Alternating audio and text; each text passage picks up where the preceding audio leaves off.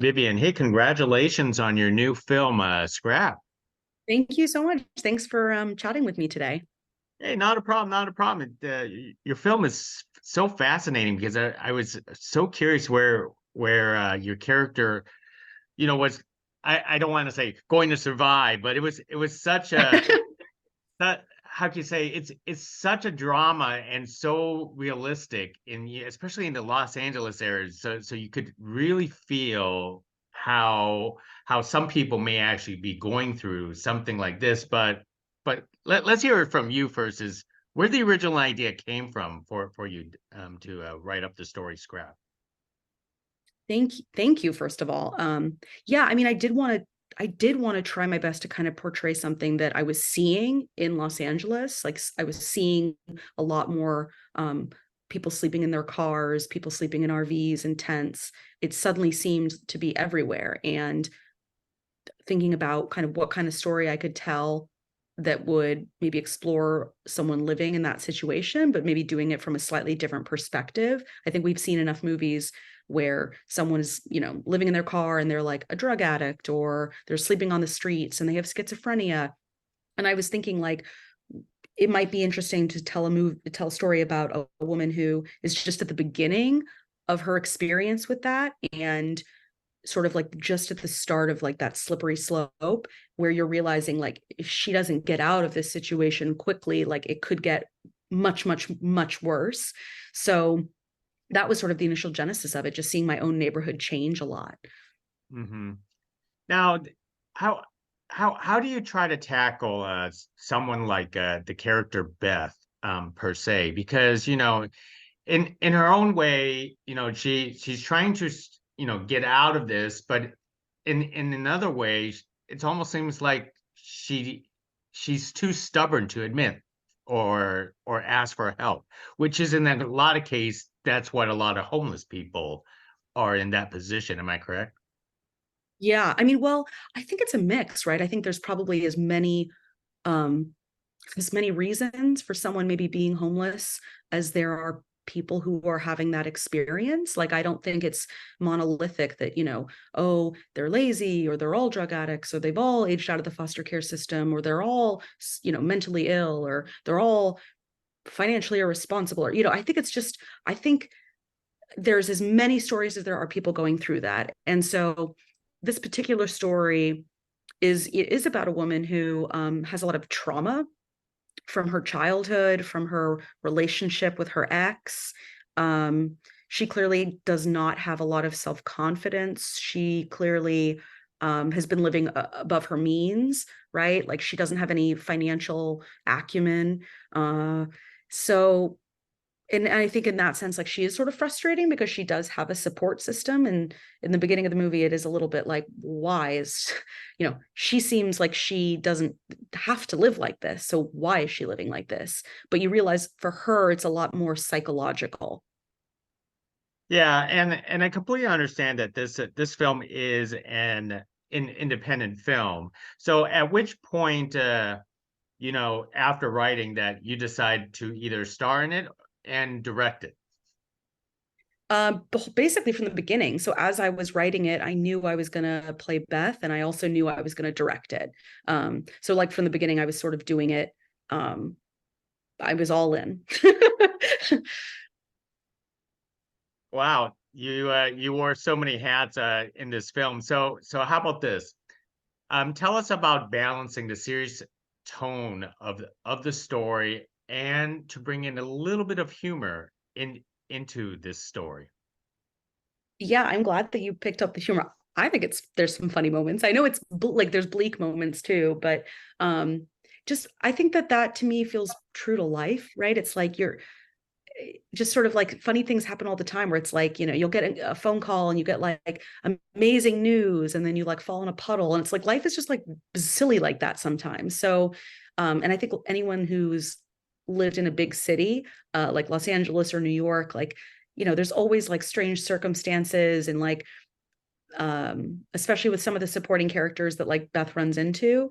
It's like, the woman at the bus stop who's sort of like muttering to herself. and then the Uber driver who's like overly chatty. It's like these are sort of experiences that I know I've had in Los Angeles. So I just, yeah, I had so many days where it felt like, you know, something sad would happen and then something incredibly funny would happen like in the same hour. That's always felt true to true to me, I think. And then in terms of, I think, some of the comedy as well, I think there's a lot of humor in characters who self-sabotage themselves, and Beth is an epic self-sabotager. So maybe just sort of like sprinkling that on a little bit, or like heightening that a little bit for comedic effect. Maybe in some sense, I here and there took some of my own like worst qualities and then just sort of exaggerated them a little bit for fun. So how did you compile the perfect cast for your film? Obviously, it has a start with Anthony to star opposite with you. Yeah, so he was so by the time the feature was done, he was attached to the feature, and then we brought it to casting directors who helped us with the other roles. So sort of the biggest roles that, you know, we wanted to make sure were perfectly cast was obviously Stacy, Anthony's wife, played by Lana Parrilla, my love interest, played by Cleo Thomas, and our cast directors also had to find a little girl actress, you know, and they found Juliana, who's amazing. So it was really just once it was going to be me and Anthony, then it was figuring out like what's a supporting cast that really makes sense with us to kind of sort of flesh out the world of Los Angeles. Now, there are also other underlying themes in your film, such as single motherhood or trying to get pregnant. I'm actually guessing it's not associated to your real life. Am I correct? No, if there's nothing, no, I'm not a mother. There's no relate, you know, I don't have any like personal experience to relate to that. But I do think I think for most women in their 30s, like the idea of motherhood is very present, right? It's like you know, it's just biology. It's like, you know, making a decision. Like, do you want to be a mother? Do you not?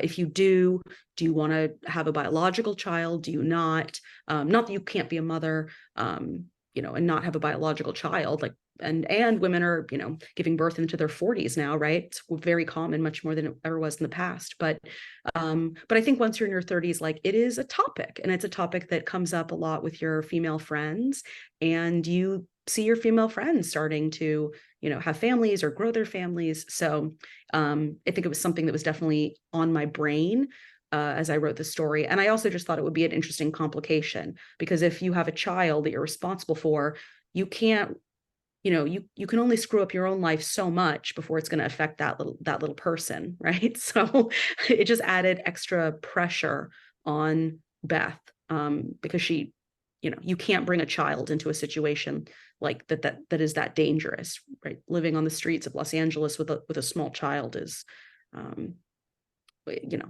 horrible. I know. I did feel for Beth trying to raise her daughter. And by the way, the actress you have playing the daughter, she is so adorable. She's really cute. Yeah.